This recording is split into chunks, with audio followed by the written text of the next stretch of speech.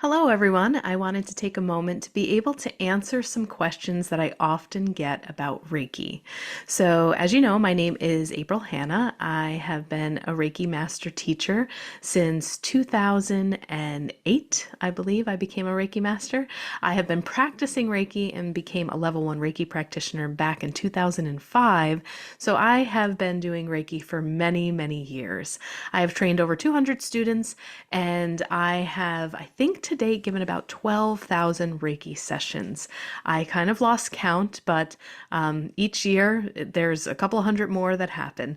So I wanted to take this moment to answer a couple of Reiki questions that come in. Some of these questions were presented at my last Reiki Master Intensive program, and the Reiki Master Intensive program gives you the opportunity to train in all three levels of Reiki without having to take a break. So you get trained in level 1, level 2, and level 3. And it is really nice to be able to have all of that Reiki information together, going through the training very intensively, a lot of hands-on experience so that you can practice it with others who are in the group, and then you don't have to wait for me to teach a level 2 or level 3. So it's a really popular class to take.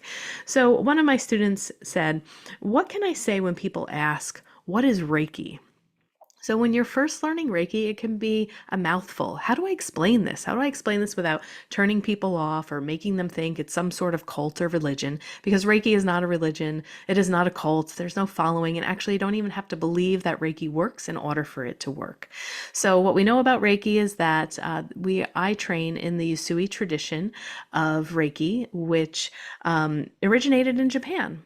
And the easiest way for me to explain what Reiki is that it is a healing technique that comes from Japan that basically brings anything that is out of balance into your body back into balance.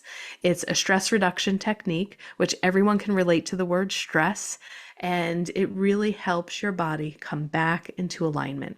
So Reiki can be administered either above the body in the auric field, not touching you at all, or with a light, gentle touch. Reiki is different than massage. Massage will manipulate the muscle tissue, where Reiki is just a placement of the hands, allowing that energy to flow. So in Reiki, we use the term universal life force energy, which is kind of a big word, and people kind of start to stare at you when they hear that.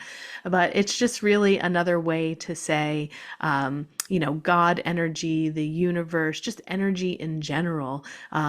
Is able to come through the Reiki practitioner that is trained to be able to hold the frequency of the Reiki energy, and comes through our hands into you for you to connect to that universal life force or that higher power, that divine, that God that you believe in, or goddess, nature, whatever you would like to give that word.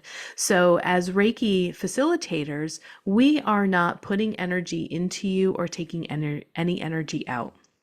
There are some healing modalities that do that, where they will pull stuck energy, they'll move it, they'll adjust energetic threads. Sometimes in shamanic traditions, shamans may kind of ingest the energy, spit it out. But in Reiki, there's none of that. None of that is happening. The facilitator is just doing that, facilitating the energy flow for you to actually use the energy in the way that you want to. So you're in charge, and we are helping you to be able to make that connection into the Reiki energy. So the example that I like to give in my training is, if you think of a socket in the wall that you are going to plug a lamp into, there is already energy running through the walls of your house. It's active, it is there. And the wall socket also just sits there, and the energy doesn't do anything unless you actually get a plug that plugs into the wall socket. Once that plug is made, the light turns on. So we look at that universal life force energy as that electricity that's running behind your walls. The Reiki facilitator is the socket, and you are the plug. And once you plug into the socket, then your energy gets lit up, and you are able to now take energy from the main energy source to keep your light on. I hope this explanation was helpful for you to understand a little bit more about Reiki.